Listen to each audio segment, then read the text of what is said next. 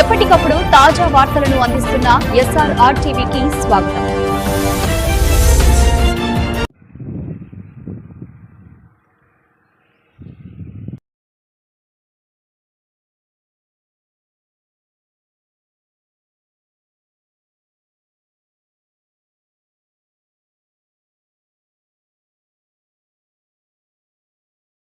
వచ్చేసినటువంటి అంగన్వాడీ టీచర్లకు అందరికీ ప్రత్యేకంగా ధన్యవాదాలు తెలియజేసుకుంటున్నాం.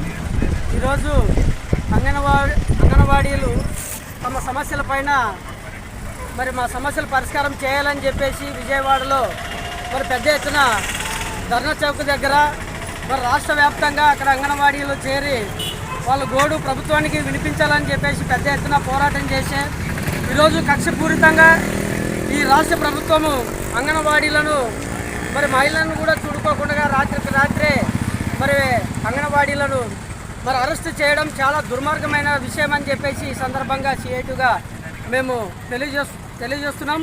అంతేకాదు ఈరోజు చంద్రబాబు నాయుడు చేస్తున్నటువంటి తీరును ప్రత్యేకంగా మేము సిఐటిగా ఖండిస్తున్నాం. ఎందుకంటే కనీస వేతనం ఇది సుప్రీంకోర్టే గైడ్లైన్స్ ఇచ్చింది, వాళ్ళకి కుటుంబం బతకాలంటే 26,000 ఇవ్వాలని చెప్పేసి ఆ క్రమంలోనే దశల వారీగా పెంచాలని మేము డిమాండ్ చేస్తున్నప్పుడు కూడా ఈరోజు రాష్ట్ర ప్రభుత్వం దాన్ని పక్కదార పట్టించి ఈరోజు అరెస్టులు చేయడం చాలా దుర్మార్గమైనది అని చెప్పేసి సందర్భంగా తెలియజేసుకుంటున్నాం. చంద్రబాబు నాయుడు మహిళా సాధికారత అని మాట్లాడుతున్నాడు. ఒక పక్క మహిళలను పారిశ్రామికవేత్తలుగా చేస్తామని అంటున్నాడు. ఇప్పుడు ఏమైంది? మహిళల్ని అరెస్టులు చేసి ఎక్కడ తీసుకుపోతున్నాడో అర్థం కాలేనటువంటి పరిస్థితుల్లో ఈరోజు మహిళలు ఉంటే ఒక పక్క పారిశ్రామికవేత్తలను అంటాడు, మహిళల సాధికారత అంటాడు, రకరకాల పేర్లతో ఈరోజు మహిళల్ని మభ్యపెట్టి ఈరోజు అంగన్వాడీలను చూడుకోకుండా చాలామందిని దెబ్బలు తగిలే పద్ధతిలో పిడుగుతులు గుద్దుతూ ఈరోజు అరెస్టులు చేసినటువంటి దుర్మార్గమైనటువంటి చర్య ఈరోజు రాష్ట్ర ప్రభుత్వం చేస్తుంది. ఇది మానుకోవాలని చెప్పేసి సిఐటిగా మేము హెచ్చరిస్తున్నాం. వెంటనే ఎవరినైతే అరెస్ట్ చేశారో అంగన్వాడీలను తక్షణమే విడుదల చేయాలి, లేకపోతే రానున్న కాలంలో ఖచ్చితంగా నీకు గుణపాఠం చెప్తామని చెప్పేసి సందర్భంగా తెలియజేసుకుంటున్నాం.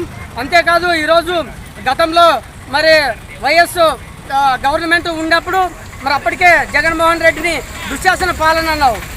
ఇప్పుడు జరుగుతున్నటువంటి దుశ్శాసన పాలన ఎవరిదో ఒకసారి నువ్వు గ్రహించి అంగన్వాడీలను ఆదుకోవాలని చెప్పేసి మేము సిఐటిగా డిమాండ్ చేస్తాం. అంతేకాదు అంగన్వాడీలకు ఇచ్చినటువంటి హామీలు అరకొరగా ఉన్నాయి. ఆ హామీలు ఏమాత్రం సరైనవి కాదు. కనీస వేతనాన్ని ఖచ్చితంగా నువ్వు పెంచే తీరాలని చెప్పేసి సిఐటిగా డిమాండ్ చేస్తూ ఈ అవకాశం ఇచ్చినటువంటి మీకు అందరికీ మరొకసారి ధన్యవాదాలు తెలియజేస్తూ ముగిస్తున్నాను మిత్రులారా.